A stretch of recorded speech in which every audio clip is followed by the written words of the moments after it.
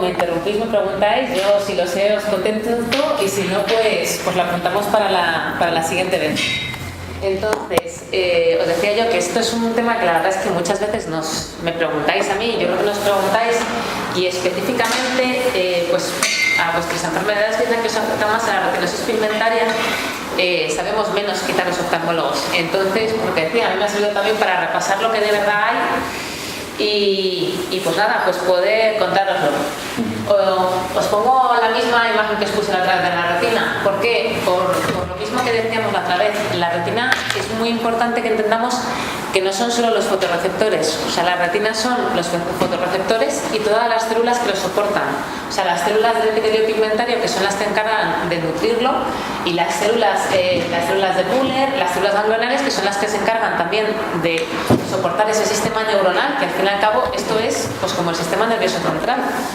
Y que tienen que estar todos entre ellas bien relacionadas y funcionar todos bien para que de verdad se reciba bien la luz, se transmita bien la señal y se mantenga un sistema visual bueno. Entonces, ¿dónde metemos la nutrición? Pues la nutrición la metemos un poquito, empezamos por aquí. Entonces, ¿por qué? Pues porque hay una serie de procesos que podrían afectar a los fotorreceptores, lo que decimos, a los fotorreceptores, al epitelio pigmentario, a la membrana de Bruch, a la coriocapilar, que son los vasos que lo nutren, y que son la actividad del complemento. ¿Qué es el complemento? Pues el complemento es un sistema de defensa que tiene el organismo. Es un sistema de defensa que se activa para defendernos pues, contra virus, contra bacterias, y el problema es que hay veces que se activa de forma, digamos, errónea. Entonces parece que el sistema de complemento puede estar implicado en algunas enfermedades retinianas, pues eso, una activación errónea que promueve la inflamación. También parece que tiene algo que ver la homeostasis del colesterol. Esto curiosamente luego hay poco escrito o trabajado sobre ello. Y el estrés oxidativo. ¿Qué es el estrés oxidativo? Pues el estrés oxidativo es que, no sé si os acordáis, la célula tiene una serie de mitocondrias y en las mitocondrias tiene que haber un proceso para darle energía a la célula.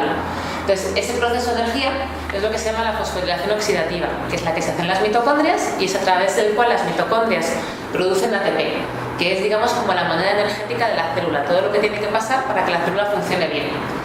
Y entonces, como producto secundario de la fosforilación oxidativa, de producir esa energía, se producen lo que se llaman especies reactivas de oxígeno, que también se llaman a veces radicales libres, que es lo que habéis oído hablar mucho en muchas partes.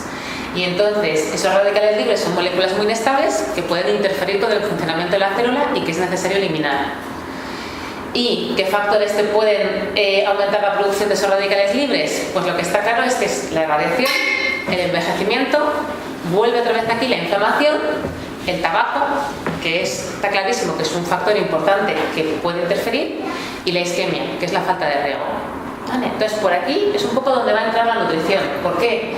Pues porque hay distintos sistemas antioxidativos que pueden ser enzimáticos o no enzimáticos, y las vitaminas y los carotenoides, que seguramente que habéis oído hablar, ahora hablaremos más, actúan a través de vías no enzimáticas para tratar de eliminar esas especies reactivas de oxígeno que nos dañan. Y el zinc, que también hablaremos de él, es un cofactor, o sea, una cosa que es necesaria en muchas vías enzimáticas para eliminar esos radicales libres. Entonces, ¿cómo empieza esto? Pues esto empieza un poco con lo que se llaman estudios epidemiológicos.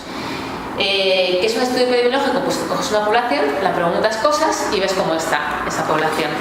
Entonces, hay estudios epidemiológicos que habían demostrado que el consumo de pescado azul, por ejemplo, se asociaba a un menor riesgo de degeneración macular asociada a la edad. ¿Por qué os voy a hablar al principio de degeneración macular asociada a la edad? Pues para que tengáis un poco una perspectiva. ¿Por qué? Porque es una enfermedad que es mucho más frecuente y es en la que se han hecho algunos de los grandes estudios de nutrición. Y luego pasaremos un poco a las otras enfermedades. Entonces, algunos estudios, como os decía, parecía que decían que el consumo de pescado azul había un menor riesgo de degeneración macular, y había otros estudios que decían que parecía que la ingesta de carotenoides también disminuiría la degeneración macular asociada a la edad. ¿Cuál es el problema de los estudios epidemiológicos? Pues que tú basas la nutrición en cuestionarios. Es decir, le preguntas al paciente qué ha comido en los últimos 3 meses. Entonces, preguntan a ti qué has comido la semana pasada, yo desde luego me tengo que sentar y pensar mucho. O sea, pero mucho y a lo mejor no me acuerdo. Entonces, ¿qué problema hay? Pues que de verdad no tienes forma de medir si eso es real. Y luego que además, la mayoría de los estudios, como os digo, es un momento dado en el tiempo. O sea, que es decir, tú coges a la población, ves cómo está y ves en base a lo que te han dicho que ha comido si eso se puede relacionar en cómo está. Pero no ves el cambio a lo largo del tiempo. Y entonces, claro, es difícil saber si de verdad cada persona cómo hubiese cambiado. Entonces, eso es el problema de los estudios que son más fáciles de hacer, que son esos, los epidemiológicos. Pues cojo en un momento, cojo muchas personas, les pregunto, mal que bien, pues lo que tarda en preguntarles, lo que tarda en verles. Entonces, a raíz de estos indicios, ¿qué es lo que se hizo? Pues los dos estudios grandes que os decía son los estudios AREDS, que son los estudios que se hicieron en Estados Unidos para la degeneración macular asociada a la edad. ¿Vale? Entonces, el primer AREDS se hizo ya hace tiempo, o sea, ya veréis que es entre el 92 y el 98, fue cuando se reclutó a los pacientes. Y eran pacientes que ya tenían degeneración macular asociada a la edad, pero en estados precoces o intermedios. ¿Por qué? Porque lo que querían ver es cómo cambiaban. Entonces, ¿qué es lo que ellos escogieron como digamos que el resultado? Pues ellos querían ver si podían conseguir que se evitase lo que se llama degeneración macular asociada a la edad avanzada, que es o una atrofia geográfica, es decir, que tienes una degeneración de la retina tan grave que ya te quita visión importante y no te deja ver, o que tienes una degeneración macular exudativa, que es la enfermedad que también a lo mejor habéis oído hablar, que hay vasos nuevos anormales, sangran, pierden líquido y hay que pinchar. ¿Vale? Entonces eran personas con degeneración precoz o intermedia y ver si conseguían con una intervención cambiar las que iban a la de avanzada. ¿Cómo se decidió la DEX? Pues el problema de esto es que se decidió un poco a ojo. ¿Por qué? Porque no sé si sabéis que los fármacos normalmente, cuando tú desarrollas un fármaco, primero hay una serie de fases en animales en los que ya intentas ver un poco distintas dosis y saber qué efecto hacen. Y luego hay una primera fase en personas en las que se suelen probar distintas dosis, 3 dosis según los resultados de animales. Esto el problema es que se hizo, pues eso, un poco a ojo y se decidió estos valores. Entonces, esto es el primer fallo, que no sabes si estos valores son los ideales, porque a lo mejor estas mismas cosas, más alta el valor o más bajo, te podría producir un efecto. Entonces, ¿qué hicieron? Pues pusieron 500 gramos de vitamina C, 500 miligramos de vitamina C, 400 unidades internacionales de vitamina E, betacaroteno 15 miligramos, zinc y cobre. ¿Por qué metieron el cobre? El cobre en realidad no se metió porque se crea que por sí mismo hace un efecto, sino porque lo que se ha visto es que cuando das mucho zinc se inhibe la absorción del cobre. Entonces tienes que dar cobre para que no te quedes sin él. ¿No? Pero el cobre al principio está puesto simplemente porque el zinc impide que se absorba. ¿Y qué es lo que vieron? Pues lo que vieron, que es esta gráfica, es cuántos llegan a la degeneración macular avanzada a lo largo del tiempo, porque fue un seguimiento de 6 años. Entonces la línea verde, que es cuántos pacientes fueron a degeneración avanzada, es el placebo.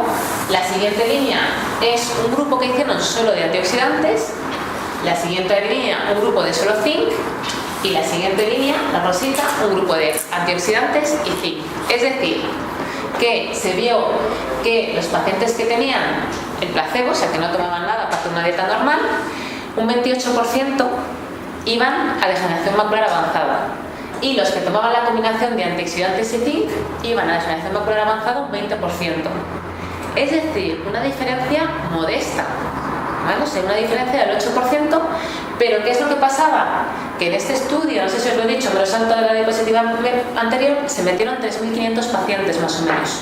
Entonces, como eran muchos pacientes, se pudo ver que esa diferencia era real. O sea, que sí que es cierto que un efecto modesto lo había.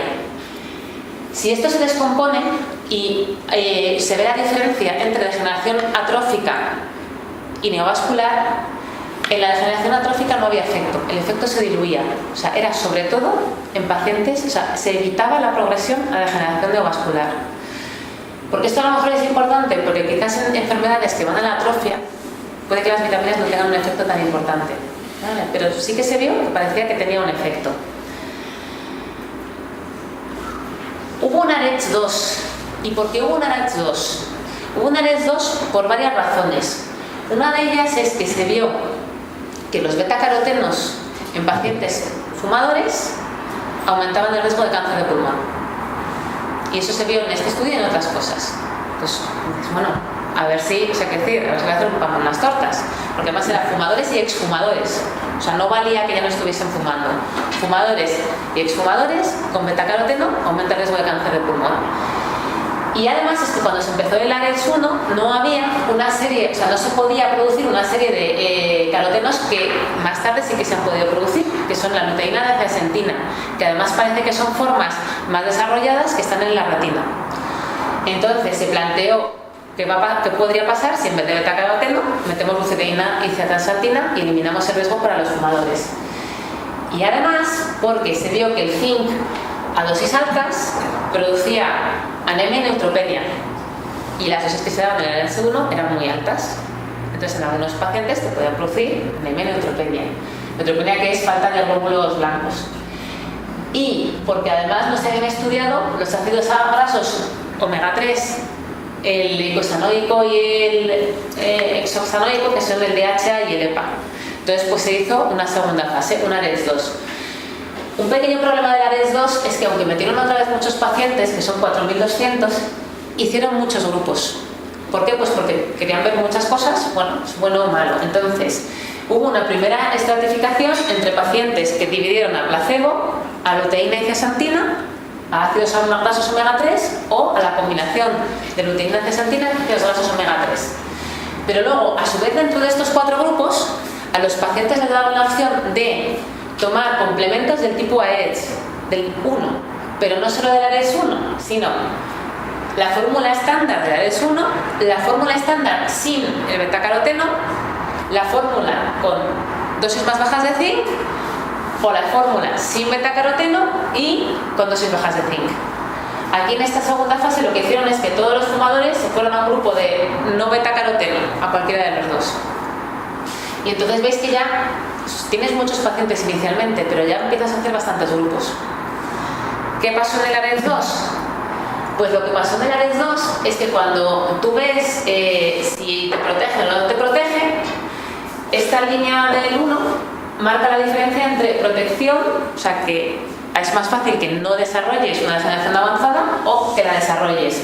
Y entonces todas las combinaciones estaban, digamos que en el lado de favorece el tratamiento, pero estas rayas son de lo que se llama el intervalo de confianza, que significa que en realidad no estamos completamente seguros de que esto sea real. ¿Por qué? Pues por lo que os digo, porque al dividir en muchos grupos pequeños pierdes capacidad estadística.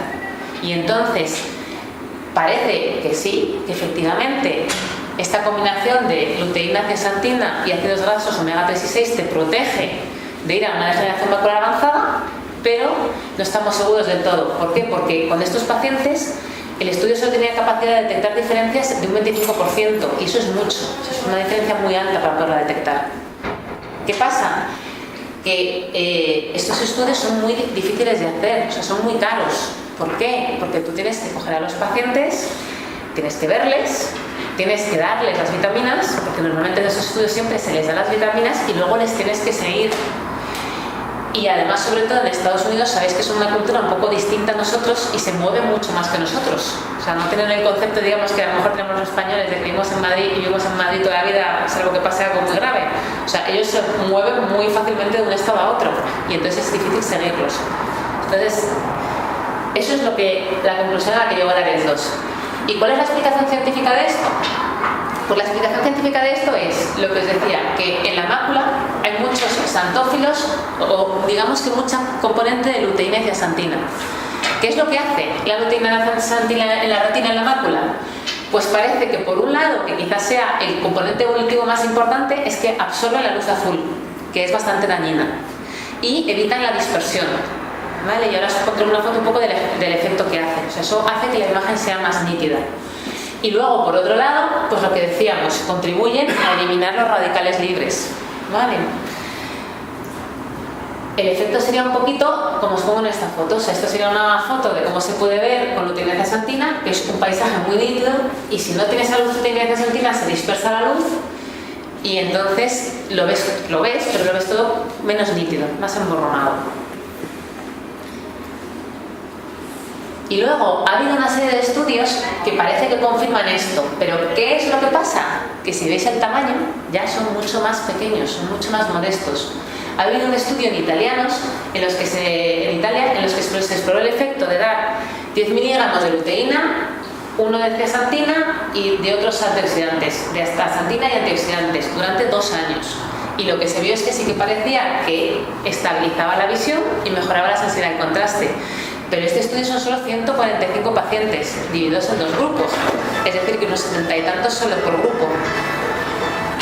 Y ha habido otro estudio en Austria, lo mismo, dando luteína. Y lo que se ve es que si tú mides con unos aparatos que existen, que te permiten medir la cantidad de pigmento que hay en la mácula, sí que parece que aumentas la densidad de pigmento que hay en la mácula, pero este estudio en Austria no vio una relación luego con la función. O sea, no mejoraban la visión y no mejoraban la microperimetría, el campo visual. Entonces, bueno, parece que sí que podría haber algo, pero es muy difícil encontrarlo. Esto lo traigo un poco como curiosidad, como ejemplo de algo que hay que tener en cuenta, que es que las personas no somos el ojo, hay algo más allá. Entonces, la luteína y la zeaxantina no están solo en el ojo. De hecho, parece ser que forman también parte importante de todas las neuronas del sistema nervioso central. Y entonces, cuando se hace un estudio tan grande como el AREDS, luego se intenta analizar otras cosas. Y en el AREDS, ¿qué es lo que se vio? Que los pacientes del grupo de luteína y zeaxantina tenían una mejor puntuación cognitiva. O sea que parece que, bueno, está nuestro efecto en el ojo, que parece que sí que puede haber un efecto real, pero no solo ese efecto, sino que a lo mejor nos mejora también la actividad cerebral. O sea que nos puede servir para otras cosas. Para otras cosas como, por ejemplo, que no lo he añadido aquí, pero sí que parece claro que los ácidos grasos omega 3 y 6, o sea, omega 3 mejoran no solo, parece ser, la actividad de la retina, sino que sabéis también son cardiosaludables. Entonces, bueno, hay que tener en cuenta que quizás solo para una cosa es difícil demostrar que sirvan, pero te puede servir para otras cosas. ¿La vitamina C cómo funcionaría? Pues la vitamina C funcionaría porque es un antioxidante muy potente. Y la mayoría de los estudios epidemiológicos que hay también demuestran que si tienes unos niveles bajos, tienes más riesgo de degeneración macular. Pero lo que otros estudios que no son en el AREDS que os he contado ya encuentran más difícil de demostrar es que si tienes unos niveles más altos de lo normal, que eso te protege. ¿Vale? O sea, está claro que si te falla tienes más riesgo de enfermar, pero no está claro que si das mucho más de la cantidad de ARA recomendada realmente te sirva. La vitamina E, en realidad la vitamina E, la dosis recomendada es 15 miligramos al día, que si recordáis antes os dije que eran 400 unidades internacionales lo que se daba en el AREDS, pero que para que os hagáis una idea, 400 unidades son 273 miligramos. O sea, es más de 10 veces la cantidad diaria recomendada. ¿Por qué se daba la vitamina E? Porque sí que se ha visto lo mismo, algo parecido, que si te falta vitamina E, hay un depósito de lipofucsina en el epitelio pigmentario de la retina y pierdes fotorreceptores. O sea que está claro que sí, lo mismo, que si tienes un nivel de vitamina E más bajo de lo normal, tienes más probabilidades de tener una enfermedad de la retina. Pero los demás estudios no son siempre consistentes, ¿vale? Hay un estudio grande también que incluyó casi 1.200 pacientes y los dividió entre un grupo que se les daba 500 unidades internacionales de vitamina E o placebo, y después de 4 años no encontraron un efecto beneficioso. Y os pongo aquí algo en rojo también, porque pasa un poco con la vitamina A. Se ha visto que un exceso de vitamina E puede aumentar el riesgo de cáncer de próstata y te puede aumentar la mortalidad por causas no claras. Entonces, tener en cuenta lo que os digo, que es que los estudios se han hecho con dosis muy elevadas, o sea que son más de 10 veces la cantidad recomendada de vitamina E. Bueno, ahí la dejamos de momento.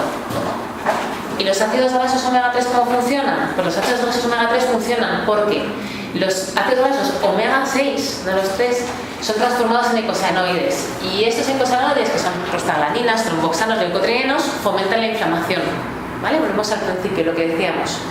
Entonces, ¿qué es lo que pasa? Que aunque sí que es cierto que hay algunos ácidos grasos omega 3 que también te pueden convertirse en eicosanoides, son mucho menos proinflamatorios. Y lo que pasa es que son competitivos, es decir, necesitan las mismas enzimas para hacer la conversión. Es decir, que si tú das muchos omega 3, hay menos omega 6 que se conviertan en factores proinflamatorios. Es decir, que de forma un poco indirecta, los omega 3 te disminuyen la inflamación.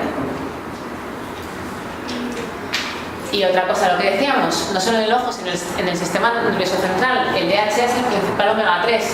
Y entonces, además de desempeñar un papel en la visión, tiene propiedades neuroprotectoras, te influye en la permeabilidad, en una serie de cosas. Y además hay una serie de estudios, aparte del AREDS que hemos visto, que también te apoyan esta protección.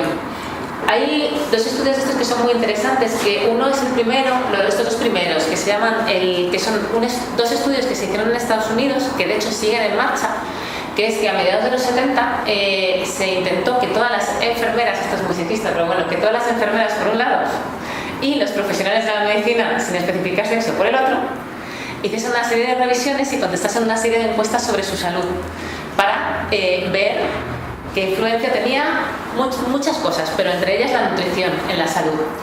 Y esto, pues ya digo que se puso en marcha en los años 70, tiene la potencia de que es una cantidad de personas muy grande, son en torno a 60.000 enfermeras entraron al principio, o sea que es una cifra muy alta, y lo malo es que se basa un poco también en cuestionarios que contestan las enfermeras, ¿vale? O sea, se supone que son pacientes, o sea, son personas que están concienciadas con la salud y que entonces van a cumplir las revisiones de salud normales, y que si ellas dicen que tienen una enfermedad, pues es porque la tienen de verdad, y que si dicen que no la tienen es porque han hecho unas revisiones para saber que no la tienen. Y entonces estos estudios parece que también apoyan que los omega 3 tienen un factor protector. Más cosas que están saliendo últimamente, pues los flavonoides. Los flavonoides que tendrían un efecto antioxidante a través de la supresión de radicales libres y también por las vías enzimáticas y su capacidad de clearantes. ¿Qué son los flavonoides? Pues las antocianinas que están presentes en los frutos del bosque. Que esto es por lo que se dice que los arándanos, que las grosellas, que los frutos del bosque son buenos para la visión, porque tienen antocianinas. Y por ejemplo también el ginkgo biloba es una antocianina y funcionaría por este mecanismo. Y otras dos cosas que se habla últimamente de ellas, pues el resveratrol, que también sería un antioxidante, el tipo de los polifenoles, que tiene propiedades antiinflamatorias y antioxidantes, y que este está en la uva y presente en el vino tinto. Entonces sería parte, por ejemplo, de la dieta mediterránea, ¿vale? De por qué la dieta mediterránea contribuye a la salud, con moderación, como todo. Y la vitamina D. La vitamina D pasa un poquito lo mismo, como todas las vitaminas. Está claro que si tú tienes niveles bajos de vitamina D, tienes más riesgo de degeneración macular. Y no solo esto, sino hay ahora unos estudios que son muy curiosos que dicen que, volvemos a lo mismo, estudios epidemiológicos que se hacen, que dicen que parece que los niños que hacen más deporte al aire libre tienen menor riesgo de tener miopía. Pero hay una duda, y es porque hacen deporte o porque lo hacen al aire libre. Y parece que es porque hacen deporte al aire libre, porque si hacen deporte en un gimnasio, no. Entonces, claro, te planteas, ¿y por qué el deporte al aire libre sí y el deporte en un gimnasio no? Pues la explicación podría ser a través de la vitamina D, porque al aire libre es cuando se sintetiza más vitamina D. Entonces esto no está claro, pero es una de las hipótesis que se están planteando, que por ejemplo en países asiáticos que tienen mucha miopía es porque cuando hacen deporte además lo suelen hacer dentro. O sea que habría que intentar hacer deporte fuera, al sol. Y un poquito más para hablar de otras enfermedades, porque todo lo que se ha hecho hasta ahora más centrado en la degeneración macular. ¿Por qué? Porque es la más frecuente y es más fácil hacer un estudio en lo que es más frecuente. Pero la diabetes desgraciadamente cada vez es también más frecuente. Entonces hay un estudio bastante interesante europeo que se llama PREDIMED, que es un estudio sobre la prevención de la retinopatía diabética en pacientes diabéticos con dieta mediterránea.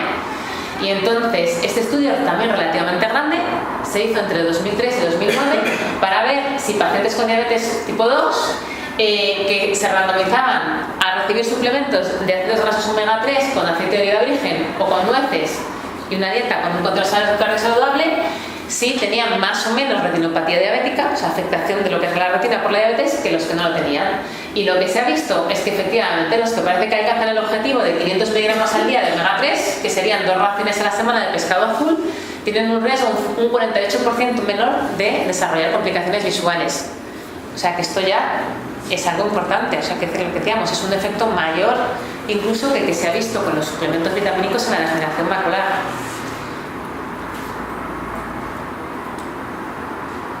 Y un poquito pues lo mismo, para abarcar otras cosas. Esto es un resumen de las cosas que se han descubierto con el estudio que hablábamos de las enfermeras en Estados Unidos. Y es que en lo que respecta a desarrollar cataratas, que parece que no fumar tiene un efecto favorable. ¿Vale? O sea, que decir lo que decíamos, es un efecto mayor incluso que el que se ha visto con los suplementos vitamínicos en la degeneración macular. Y esto es un resumen de las cosas que se han descubierto con el estudio que hablábamos de las enfermeras en Estados Unidos. Y es que en lo que respecta a desarrollar cataratas, que parece que no fumar tiene un efecto favorable. tener un peso adecuado, va todo ligado al final, pero tener un peso adecuado, un estilo de vida adecuado y prevenir la diabetes favorecen que no desarrolles cataratas, y una dieta rica en fruta y verduras y carotenoides. Y estos tres factores también influyen, lo hemos dicho, en la degeneración macular asociada de la edad. En el glaucoma curiosamente no está demostrado en este estudio el efecto del tabaco, pero sí el de los otros dos, o sea que lo mismo, tienes un menor riesgo de desarrollar glaucoma y si lo tienes de que progrese. Y ya vamos un poco más a lo que nos centra, la retinosis pigmentaria.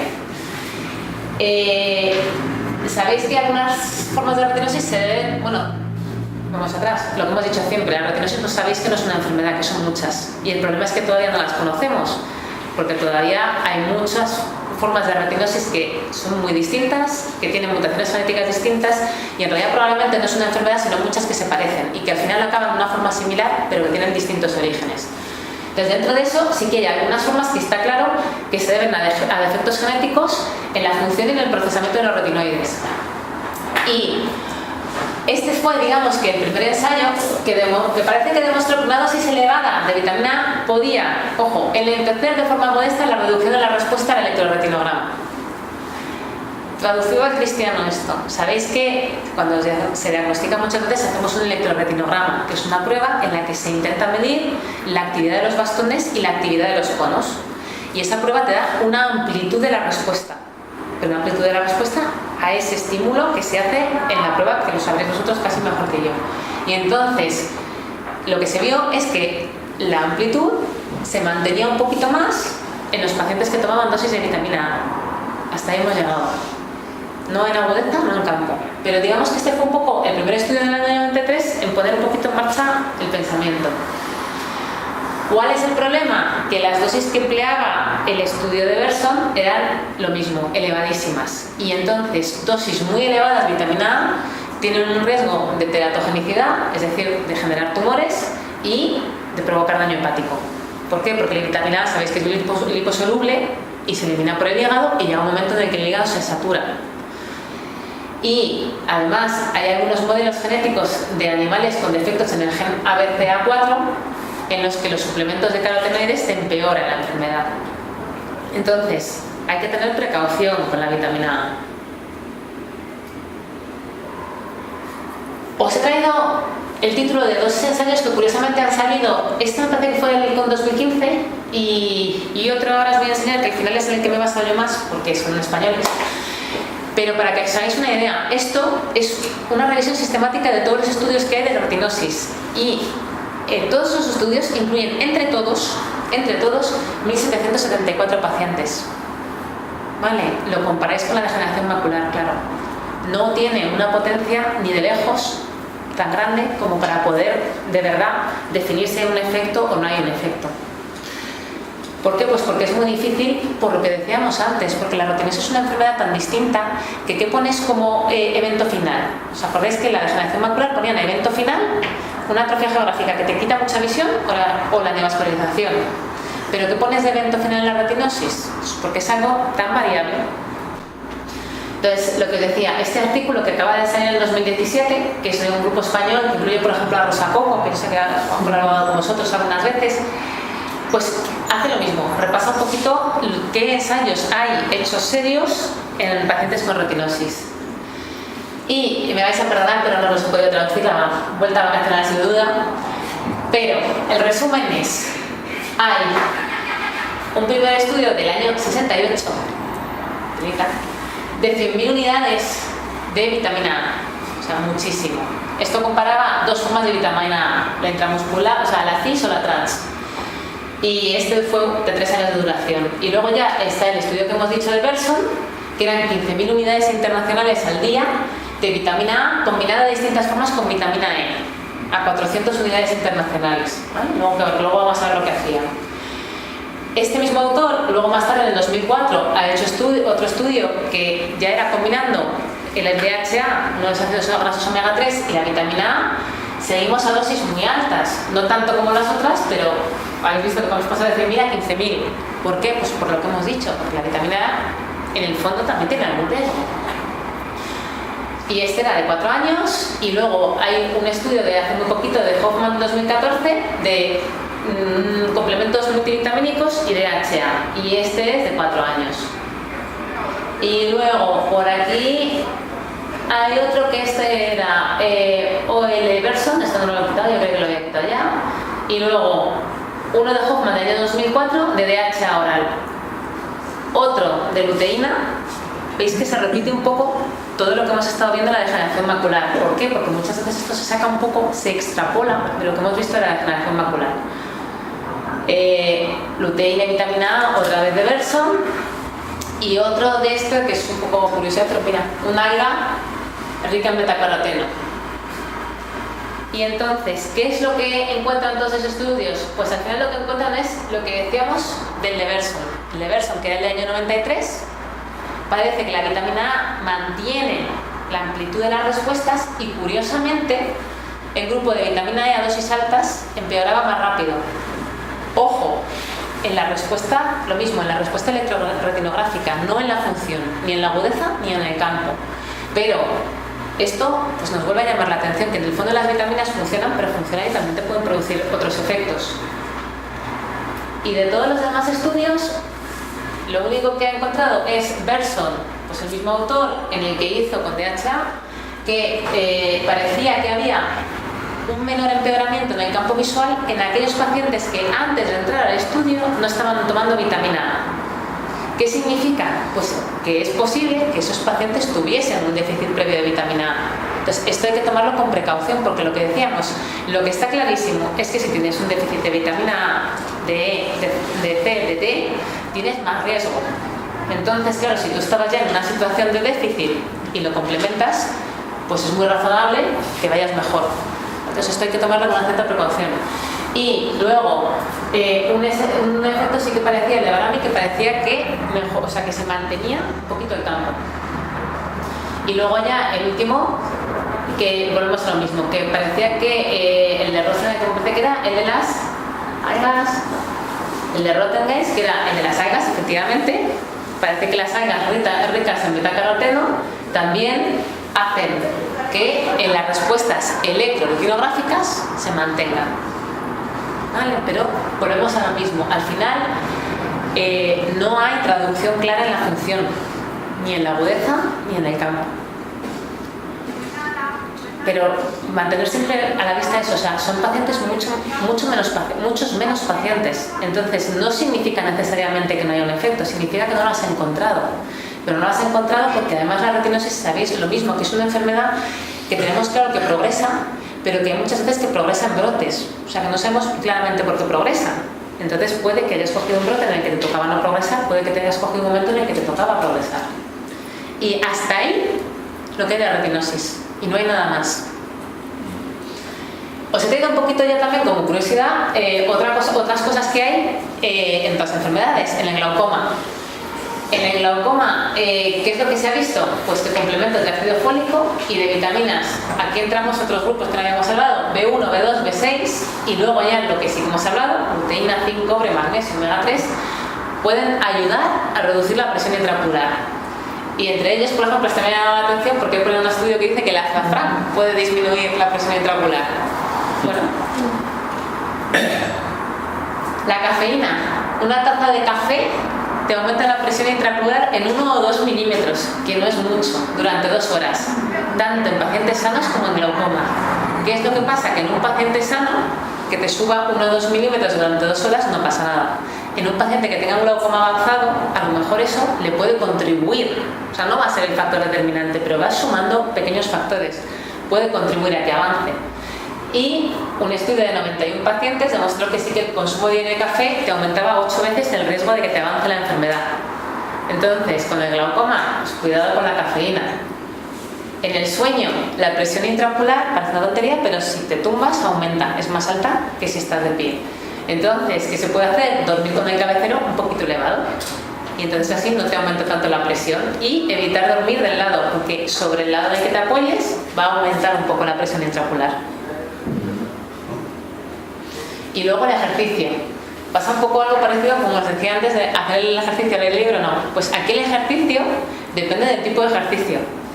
El ejercicio aeróbico, o sea, correr, montar en bicicleta, andar, te disminuye la presión intraocular. Pero el ejercicio anaeróbico, como levantar pesas, te lo puede aumentar. Entonces, lo que hay que hacer es ejercicio aeróbico. Ojo con el yoga, que también está muy de moda, porque hay muchas posturas en las que aumenta la presión en la cabeza y como consecuencia la presión en los ojos. Y los estudios dicen que con 30 minutos de ejercicio aeróbico al día te puede llegar a reducir 3 milímetros la presión. Es decir, es bueno para todo, lo que decíamos antes, no solo los ojos. Y luego hay una cierta controversia sobre las gafas de bucear, porque hay veces que se dice que como tienen que hacer un poquito de succión para ajustarse, puede aumentar la presión. Pero esto tampoco está claro hasta qué punto se puede influir lo de las gafas. Así que, en resumen, lo único que está claro es que no se debe fumar, y eso está clarísimo y demostrado por todas partes, que sí que habría que hacer la dieta mediterránea, es decir, pescados azules, vitaminas, legumbres, frutas, verduras y ejercicio aeróbico al aire libre. Y eso es lo que hay ahora mismo que de verdad tenga validez científica. Y nada más, espero que os haya interesado y lo que os decía, cualquier pregunta que yo os pueda ayudar. Aquí, pues lo que decíamos, cuando yo entré en la clínica, que entré a través de un proyecto con la Fundación Retina, que era el proyecto de hacer la base de datos, pues claro, un objetivo de eso es intentar, lo que yo decía, digo, esto es difícil, pero claro, es intentar tener una serie de, caracterizar la enfermedad, tener unos campos visuales de cómo es lo normal para luego intentar comparar. ¿Qué es lo que pasa? Pues que es muy difícil, que al final luego lo que decíamos es una cosa tan diferente y es tan difícil medir una cosa que tú puedas decir, venga, voy a medir esto, ¿cómo cambia? Que es lo que hace que sean muy difíciles estos estudios. Dime. Hay oftalmólogos que recomiendan tomar complejos vitamínicos, por ejemplo, claro, el Megalut o el Nutrof. ¿Sabes qué pasa? Que si al final te miras las cantidades de eso, ni se acercan a esto. O sea, que decir, las cantidades que se han dado en los estudios es lo que decíamos, pues algo así como 400 unidades internacionales, por ejemplo, de vitamina E. Y los estudios, o sea, esos son los estudios, y lo que hay en esos complementos es mucho más bajo. Porque hay un problema en la Unión Europea, que es que la Unión Europea rara vez autoriza complejos vitamínicos que tengan más del 100% de la cantidad diaria recomendada de las cosas. Entonces, ¿se puede tomar? Sí. Si se hace una dieta rica en fruta y verduras y no tienes ninguna enfermedad que implique que no vayas a absorberlas bien, yo creo que en la retinosis pigmentaria no está comprobado que vaya a funcionar. Probablemente, o sea, con casi total certeza a esa dosis, por lo que digo, porque son dosis mucho más bajas de las que, por ejemplo, dicen que puede dañar la vitamina E o de las que puede provocar un daño a la vitamina A los carotenoides, parece bastante claro que no va a perjudicar. Entonces es algo que yo creo que sí, que si tienes una duda de que tú con la dieta estés cubriendo las necesidades, tomarlo. Pero si hay una duda de que tú con tu dieta normal estés cubriendo las necesidades. ¿Y el, cómo se llama? ¿Ginkgo biloba ese? ¿Las gotitas esas? El ginkgo biloba es que lo malo es que es muy difícil de ver realmente el efecto. Pasa un poco como, son fármacos que suelen poner abajo, algo así como una frase que me llama mucho la atención, que es como eficacia clínica no demostrada o algo así. No, es que lo ponen, si lo miras lo ponen. Entonces, pues pasa lo mismo. Así que parece que puede influir en cierto modo como antioxidante. ¿Cómo ha salido ahí con las frutas del bosque y tal? Claro, no. O sea, el ginkgo biloba es una de las cosas que en teoría es un efecto antioxidante y podría actuar como los demás antioxidantes. Y también hace que sea un vasodilatador de también micro. Más allá, exacto. De hecho, hay gente que dice que es bueno para el riego cerebral. Que lo mandan a veces, no solo en gotas. Clínicamente. Exacto. No, pero es verdad, son fármacos como otro que se daba antes, que hay muchos de los fármacos que se dan, como la pentaxetilina, que dan a veces no los oftalmólogos, sino ya los neurólogos o los internistas cuando hay problemas de riego cerebral, porque se supone que producen una cierta vasodilatación cerebral y mejoran el flujo. ¿Y la retina es parte del cerebro? En la retina es parte del cerebro, entonces en teoría debería funcionar igual. Pero volvemos a lo mismo. El problema es que ¿cómo mides el flujo? Que no sé si estoy hablando otra vez. ¿Cómo mides el flujo a la retina? No se puede medir. Porque en teoría existe un ecodoppler, como los ecodopplers que se hacen en el cuello. Puedes hacer un ecodoppler sobre el ojo cerrado e intentar medir el flujo a la arteria central de la retina, pero es muy difícil encontrarla. Entonces al final no se mide bien. Y además, no está claro hasta qué punto es importante la arteria central de la retina, que es una, que al final mal que bien la podrías encontrar, o lo que se llaman las arterias ciliares posteriores, que son entre 15 y 20, y que ahí ya, a ver cómo encuentras, las 15 o 20, y mides el flujo en esas 15 o 20. Porque al final la irrigación a los fotorreceptores viene de la coriocapilar, que viene sobre todo de las ciliares posteriores. Entonces el problema es que no puedes medir de forma fiable el flujo. Entonces lo que puedes hacer es dar estos fármacos y ver que se empeora el campo. Pero claro, sabes que el campo es muy variable entre distintas personas. Te valdría si eres capaz de meter 100 personas por grupo y de seguirlas, pero ¿cuánto tiempo las tienes que seguir para ver un efecto? Pues por lo menos 2 o 3 años. Entonces tienes que tomar un fármaco durante 2 o 3 años, seguirlos 2 o 3 años y con una medida que es difícil de ver. ¿La vitamina A en qué alimentos está presente esencialmente? La vitamina, pues en las cosas naranjas, rosas y verdes. ¿No? ¿Le recordar? En todas. Rosas y verdes. Pues no, pues, o sea, zanahorias, en las fresas, en el brócoli, o sea, las de hoja verde, y luego también, que por ejemplo eso también se obvia muchas veces, un huevo que tiene de todo. O sea, que los huevos también, exacto. Y luego semillas también. También. Semillas. Pues tienes que tomar más para, o sea, al final los huevos que se olvidan un poco, está mal, o sea, que no tienes que tomar tantos huevos para allá. ¿Y sería igual cocido que frito? O...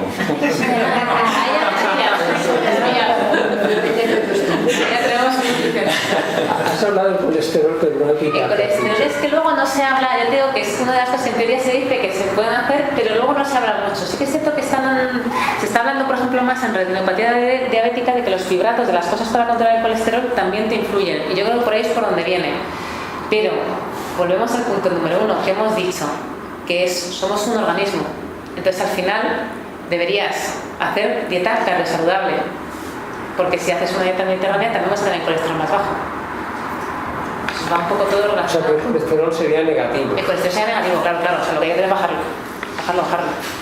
Hace unos días salió una noticia de esas que salen tantas y que dice, bueno, que no se debe bajar mucho el colesterol porque no sé qué función positiva tiene. Pero por lo de siempre, los dos tipos distintos. Tienes que bajar el LDL y subir el HDL. El HDL. Claro, o sea, tiene que haber en teoría un equilibrio. Y dicen, de hecho sí que hay veces que se dice que es casi tan importante tener el HDL en niveles suficientemente altos como tener el LDL en niveles suficientemente bajos. Mira una cosa, mi hijo que tiene la enfermedad de Beige, Sí. Sí. le han mandado Retilud, El complejo asesino, el Retilud. que tiene 18 años y mucho deporte al aire libre. Sí. Eso le... Pero volvemos a lo mismo. O sea, probablemente si él cubriese sus necesidades normales, no es imprescindible. Pero son dosis que no están dentro de lo que te va a perjudicar. Sí, no, pero que eso, que el Retilud es una dosis que no está dentro de la dosis que te va a perjudicar. Entonces, ante la duda, pues se puede tomar perfectamente. O sea, yo me lo tomaría. Yo sí, pues de hecho yo cuando me acuerdo me la tomo. Me la van regalando y cuando me acuerdo me la tomo. Cuando estoy aquí en la consulta me tomo la de esa. Esta casa de Cercilla no te falta, ya tengo 74 años, pero sí tiene 18, claro.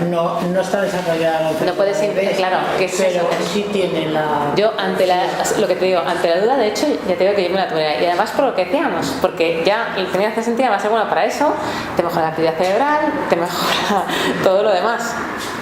Entonces, pero porque lo que decimos, los complementos y vitamínicos... frutas, porque no, eso, pero... Claro. Eso digo, no creo que perjudique. No, a esas dosis desde luego no. Porque si te fijas en las dosis, lo que te digo, o sea, las dosis que dudas, si la vitamina E, por ejemplo, el Retilud lleva vitamina E, las dosis en las que se duda que pueda ser perjudicial es más de 400 unidades internacionales, el Retilud lleva algo así como 15. Dime. Para el glaucoma, ¿qué posturas de yoga son perjudiciales? El saludo al sol, por ejemplo, en la parte en la que bajas el sol. Todo lo que sea bajar la cabeza por debajo del, digamos, del nivel del cuerpo. O sea, las posturas de boca abajo, o que hay boca abajo, o sea, no son convenientes, son bastantes. Sí, sí. Yo lo tuve que dejar el yoga. No, es que son bastantes. Se me iba la vista, Sí, no, es que es eso, es que aumentas la presión. Lo dejé porque no podía dormir. Entonces, Es que bajaba la cabeza, no, es que es eso. y cuando me Pero incorporaba... es lo que decimos, el salud es algo en el que empiezas, no deberías. No, yo. Perdona, ¿y Has Pilates? dicho que... Un momentito, Pilates lo conozco menos, es que yo nunca he hecho Pilates. He hecho yoga pero no he hecho Pilates, pero el principio básico es el mismo. Cualquier cosa que haga, que tú hagas que bajes la cabeza o que te haga una postura de fuerza, de eso, de anaeróbico, de estar Es quieto que manteniendo... es mucho del estómago, de poner fuerte el estómago. Pero en ¿Sabes? teoría, si no es... A mí siempre me habían Joder, dicho también o tipo cuando haces... abdominal, que tienes que- Claro, pero a mí siempre me han dicho que si haces bien en un abdominal, Claro. es la tripa y no el cuello. Ahí está. Entonces, en teoría, si lo haces bien, no había problema. Pero claro, ellos mismos lo dicen, tienes que hacerlo bien. O sea, si lo haces bien, estás moviendo los músculos abdominales, no los del cuello y no los de la cabeza. Sí. Has dicho que hay estudios que demuestran que el tabaco es perjudicial. ¿Hay algún estudio?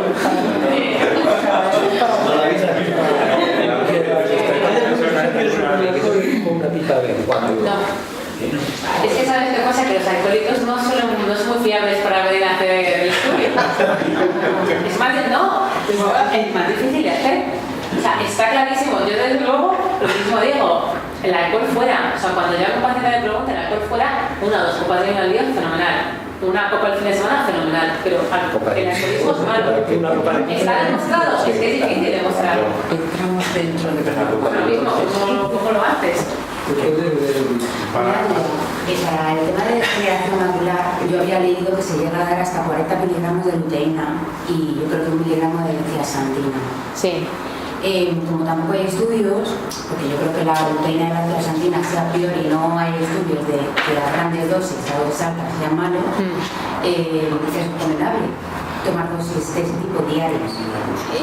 Yo me iría a las dosis, o sea, si yo tengo que escoger, intentaría buscar las dosis de la ARETS, porque es lo que está demostrado. Yo creo que eran 10 miligramos. Claro, pero por eso digo, yo me quedaría en las dosis de la ARETS. Probablemente no pase nada, pero yo me iría a lo que está demostrado. ¿Qué es lo que pasa? De todas formas, lo que decimos, la regeneración es, el efecto es claro para prevenir la neovascularización, pero no tan claro para prevenir la atrofia. Pero vamos a lo mismo, yo me lo tomaría. Ahora, en dosis de ARETS, intentaría no ir más allá.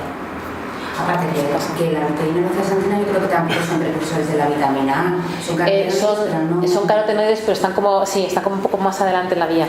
Sí. Oye, ¿por qué en los estudios que se hace se dan unas dosis tan descomunales, tan lejos de la vida normal, para que tengan un impacto rápido? Porque quieres demostrar un efecto. O sea, tú en el fondo, seamos realistas, si tú quieres hacerlo es porque en realidad tú quieres demostrar un efecto. Y está fuera de la vida ordinaria, porque va a tener 10 veces más. Claro, pero en teoría, es lo que decíamos antes, que la dosis se coge a ojo. O sea, pensar, pues esto es más o menos, pues si lo perjudicial es esto, porque en estudios de animales he visto que aquí es cuando ya las enzimas empiezan a fallar, el hígado te empieza a fallar, pues me voy a ir un poco por debajo. Pero me voy a ir un poco por debajo porque si de verdad busco un efecto, pues piensas cuanto más de mejor. Pero tampoco hay estudios hacia arriba, quiero decir que no hay estudios de que sea malo. O sea, la mayoría de la población yo creo que tiene déficit, por ejemplo, de vitamina D. Sí, de hecho es lo que se dice ahora. Sí, también depende del país y todo. Yo creo que hasta hace poco tiempo eran 400 UI diarios Sí. y ahora ya han llegado, yo creo que a 1000 por lo menos o 4000 diarios. Es que no sé cuánto es, pero Claro, muchísimo pero más. eso es lo que decimos, eso siempre va variando, eso es dinámico. Según van saliendo evidencias, porque como es lo mismo, el déficit de la vitamina D, sobre todo en mujeres, es muy importante para la osteoporosis más adelante. Entonces se va aumentando porque a medida que vas viendo que hace falta más. Y otra duda que tengo sobre el tema, o sea, al final eso son será todos los antioxidantes, vitaminas y demás, pero el tema de, por ejemplo, la alimentación, si la gente toma mucho pan blanco, al final son pan blanco y otra Sí, los distintos aceites que he metido, ya. Pero, ¿cómo la lo gente al ves? final se puede tomar lo que quiera de todo eso, pero la dieta estropea ese trabajo. Claro, es que es lo que decimos, de que siempre en un trabajo tú dependes de que el paciente haga lo que se supone que tú le dices que haga. Entonces, es como todo, siempre hay una cierta incertidumbre, porque no lo puedes controlar. ¿Qué pasa? Que en un ensayo, pero es que en cualquier cosa en realidad, porque en un ensayo clínico de un fármaco, ¿Qué es lo que se hace para intentar controlar, entre comillas? Pues que tú se los das al paciente contados y le haces que te devuelva los que sobran. Porque intuyes que si te devuelven los justos es que se lo ha hecho bien. Que puede haberlo hecho bien o haber tirado el que le sobraba a la basura. O sea, siempre hay un nivel ahí de incertidumbre. Y luego lo que decíamos, los estudios son difíciles de hacer porque lo que dices, te complemento que te tomas, pero luego todo lo demás, ¿qué ha hecho? ¿Qué no ha hecho? Pero ahora en marzo ha sido un congreso mundial en Madrid que ha venido pues 2 de las personas que se metieron en la AREDS. ¿Y qué es lo que decía? Que duda que haya una tercera parte de la AREDS, porque son estudios demasiado caros y son muy difíciles de financiar. Entonces es que tienes que trabajar con lo que hay. Pero una cosa, y plantear las cosas de otra manera, por ejemplo, las dietas que hay en norte de Europa con las del sur son totalmente distintas. Entonces Sí, aquí hay retinosos, aquí hay ¿tú tomas retinosos. lo mismo que, yo qué sé? Que hay No, pero alicante? estadísticamente la O yo qué población sé. puede ser un indicador de por dónde van las cosas. Sí, Es de decir, hecho puede ser la dieta algo que se- mediterránea, ¿por qué se sabe que es buena? Pero de hecho, porque se ven los efectos. porque lo basas en los epidemiológicos, en lo que hemos dicho al principio. En los que en principio te fías de lo que la gente te dice. Y eso es lo que te da la idea para luego tirar con los que haces más estructurales. Para hacerlo más Entonces, preciso. lo que dicen los epidemiológicos es que dieta mediterránea. Claro, pero eso se podría aplicar conceptualmente también al otro. O sea, se ha visto que la vitamina A, los finlandeses se inflaron hasta que vieron que se les rompían los huesos, para lo que se lo... Entonces, Claro, pues, pero los japoneses comen mucho pescado, pero comen poca... Ahí es lo que nos dice ella. Por ahí es como van cambiando un poco las sesiones recomendadas. O sea, por eso es cada 3 años, cada 2 años se reúne la Organización Mundial de la Salud y dice, vamos a revisarlo. Pues lo que donde dijimos esto, ahora decimos esto. De hecho, la pirámide poblacional Acaba de cambiar otra vez. La acaban de cambiar otra vez, efectivamente. Entonces es que es ir cambiando. Pero es frustrante. Esto es lo que hay. A día de hoy. A ver, yo me han dicho que te hago una pregunta, pero no para mañana. ¿Los anticonceptivos son perjudiciales para la gente que tiene músculo embarazada? Le ha preguntado a mi amiga. Claro, he dicho así es como muy relativo, porque todo depende de cuál. Claro, pero ¿cuál es el problema de base que hemos dicho? Que hemos dicho siempre que la retinosis pigmentaria, otra de las cosas que no he publicado en ningún lado, es la influencia de las hormonas. Pero a mí todas las mujeres con retinosis que veo me dicen, bueno, todas no, pero casi todas, que empeoraron claramente con los embarazos. O sea, ahí tiene que haber un factor hormonal. Si tomas un anticonceptivo oral, claro, por un lado te das una cierta dosis de hormona, pero no te estás quedando embarazada. No, esto es así. Entonces, vamos a lo mismo. O sea, de verdad que yo haya leído, que sepa, yo no he leído, no sé, me lo miraré para la próxima, como decimos, que me vais dando ideas. Me han preguntado que... Pero va a ser difícil lo mismo, difícil de ver cómo lo comparas, cómo lo ves. O sea, sí que está claro, pues en teoría que te fomentan la trombosis, que una serie de cosas que hacen. Pero bueno.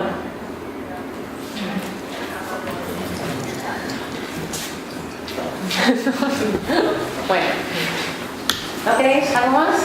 Acabamos, cerramos la de ahora. Y hacéis una encuesta para ver cuál es el año que viene. Bueno. Eso que yo me he comprado.